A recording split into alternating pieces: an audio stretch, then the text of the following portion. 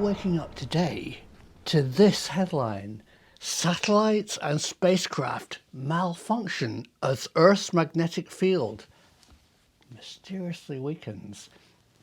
A very difficult, dare I say, over-sensationalized science headline that we need to understand a bit better what's going on. They're trying to tell us that satellites, vital communication and other satellites around the Earth are becoming affected by what's been identified as this Indian Ocean anomaly, where there's a definite dip in the magnetic field of our planet. Now, for many years, there's been this South Atlantic anomaly, which has been studied. ESA, European Space Agency, have a whole flock of satellites looking at this magnetic anomaly and how it moves and how it strengthens and it weakens. But a new one has recently been discovered. I don't think it's just appeared, but recently been discovered in the off the coast of India, in the Indian Ocean. And it's particularly interesting because it's very, very deep and very weak. What does this all mean? And do people really understand the implications of this? Sadly, I think this is quite bad science reporting, and I think they really should have filled in a bit of basic background knowledge for people to understand why it could be an issue and what's going on. So let's talk today a bit about the Earth's magnetic shield and why it is important. So, good morning, wherever you are in the world. The sun, our closest star, our star in fact, has come into visible range of your day. And us as humans, we perceive a tiny bit of its output. We see a very small band that we call visible light, basically from about dark red to purple. And it's just a wavelength. But there are many other wavelengths that the sun's fusion reactor actually makes. I mean, much longer wavelengths. Some of them we do perceive. Our skin's really good at picking up the wavelength that we can't see called infrared, and we see that as heat, and it heats up things by jiggling them. And then there's longer and longer wavelengths, which we can't perceive without scientific instruments. But then higher than the smallest wavelength that our eyes can see, which is kind of a deep purpley blue, indigo, ultraviolet color, we get into wavelengths which we can't perceive in the human body. And as their frequency increases, so does their penetrative force to us and other things on our planet. And we start getting into quite dangerous radiation bands, because the sun puts out all this, as well as these kind of charged particles. I mean, the whole thing of emitting radiation is, they're both waves and particles. So these charged particles, some of them are particularly dangerous. They're radioactive, and you don't want them here on Earth. But we are lucky. We live on a planet with a magnetic force field to keep the bad stuff away from us. Probably because our planet is mainly made of iron. And I'm going to go into a film about why the element iron is so abundant, but not today. And it's spinning, so we have this large magnetic field which deflects these cosmic particles and rays away from the Earth.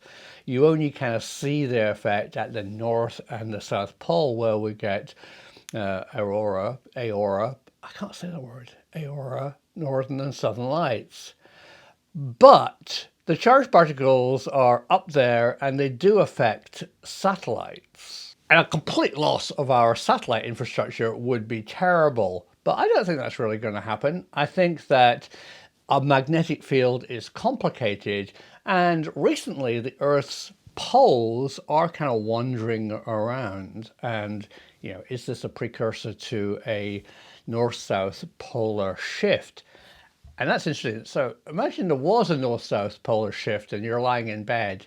Would you perceive it? I think the answer is probably not.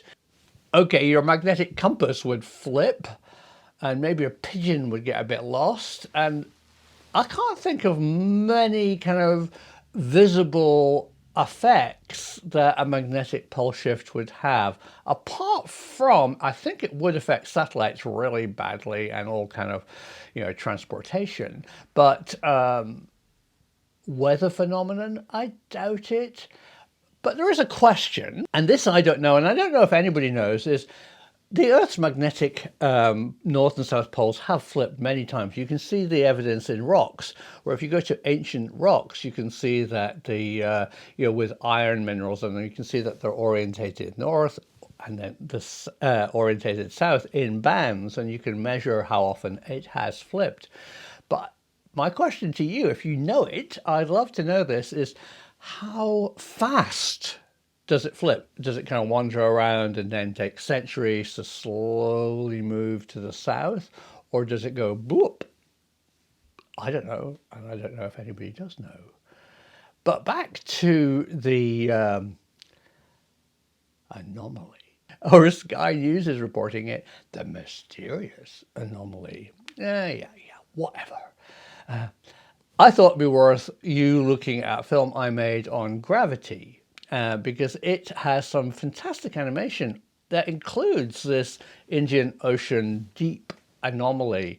So enjoy this and tell me in the comments what you think. And are you enjoying being on Patreon? Let me know. Is it working for you? Are you actually getting the films to your email address? When I post a new film, are you notified? Let me know, because I need to fine tune and tweak this for you. Stay tuned.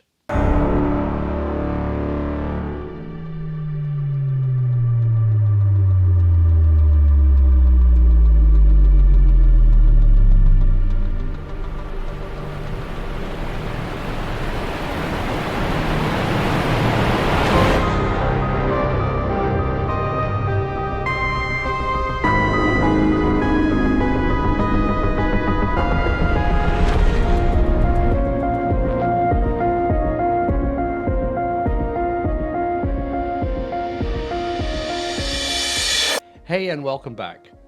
We've all heard of Isaac Newton and the apple 1687. He was sitting under his apple tree in his family home in Lincolnshire when an apple fell. This triggered the most amazing thing in science. He wrote about gravity.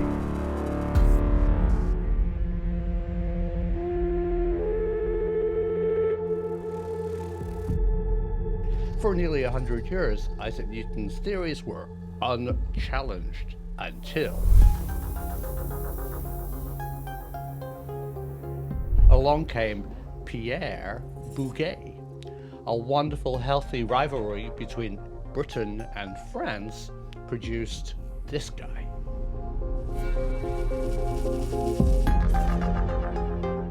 Mr. Bouguer said, "Okay, Isaac, you've got it right, but not exactly.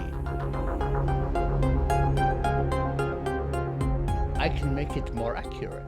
And that's what he did. Bouguer proposed and did scientific experiments to prove it, that gravity varies over the surface of our planet.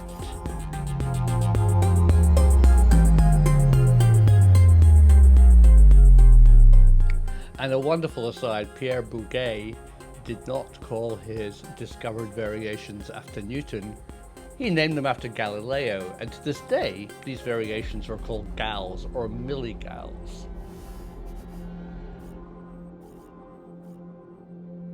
So Pierre Bouguer's rival observations that challenged Newton for France didn't really add up to much. They were interesting, but not that relevant until now.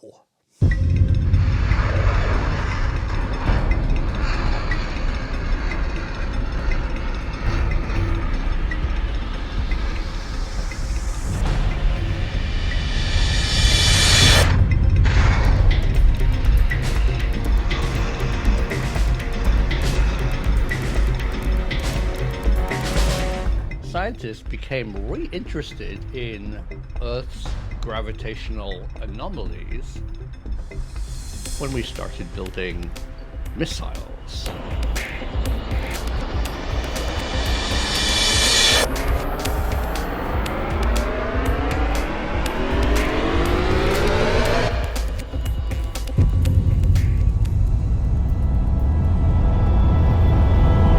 One of the first occurrences of a near disaster due to gravitational anomalies was Apollo 10. Apollo 10, man's second journey to orbit the moon, was a full-scale rehearsal of all of the activities required to land men on the lunar surface, except for the actual landing. 10, 9, we have ignition sequence start. Engines on, 5, 4, 3, 2, all engines running.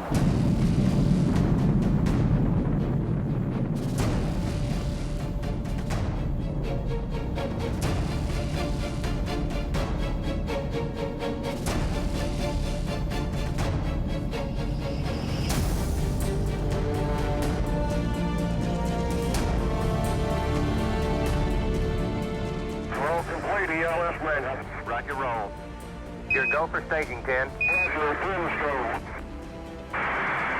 What a ride, babe, what a ride. Right. Man, that staging was quite a sequence. Right, sounded like it. On the third day of the mission, as Apollo 10 approached the moon, the main engine was again ignited to slow the spacecraft, allowing it to be pulled into orbit of the moon by lunar gravity. They orbited the moon, the lunar lander separated, and they went way down towards the surface of the moon. Using a sophisticated gravitational measurement device, they discovered the moon varied.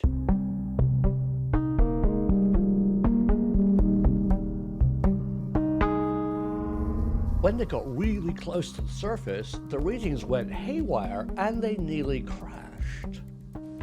Immediately after staging, an unexpected maneuver occurred due to a procedural problem. Commander Stafford immediately took over manual control of the lunar module ascent stage and corrected the situation.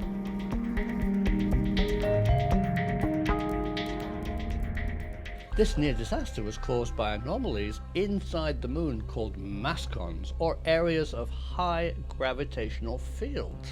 It was very interesting and nearly did cause a disaster, but how is it relevant to today?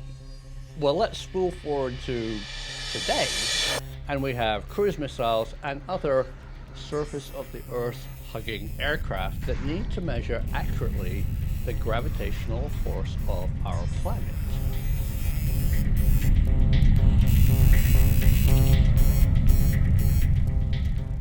Using space assets and airplanes, we have now measured the variation of gravity over our whole Earth.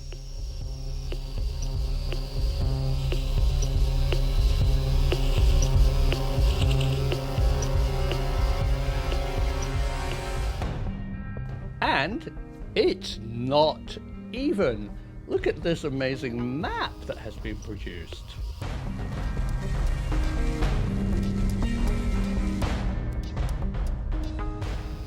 On our planet are strange areas of anomaly.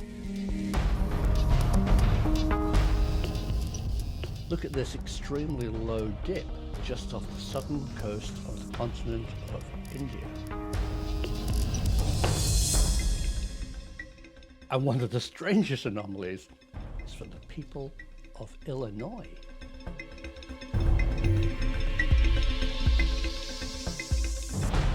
If Isaac Newton had been born in Illinois, his apple would have weighed more.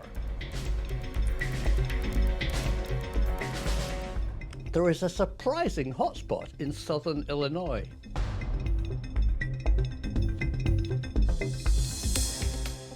My research has also turned up a bit of secret squirrel stuff.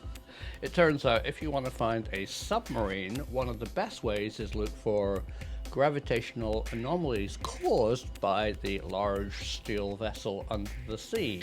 But to do that, you have to know accurately the background gravity field.